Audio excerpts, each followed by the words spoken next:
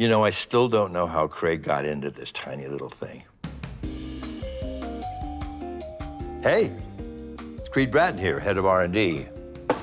And this is Craig. I'm a snooze button's nightmare. When we started researching this clock, I was working on a project trying to talk to sea urchins. And I had to do a complete 180. Sleep is the antithesis of being awake. I think we can all agree on that, unless you're a Luddite. This is my alpha clock. Of all the clocks I've trained here, this is the #1 clock. Eager to learn, easy to train, occasional treats and stuff like that. What are his favorite treats? Leftover cheese from the holidays, cheese logs.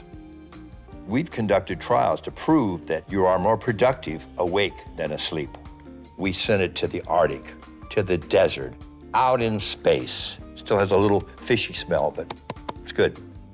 This is a thing, a work of art. You know, I'm having second thoughts. This might be too much for y'all.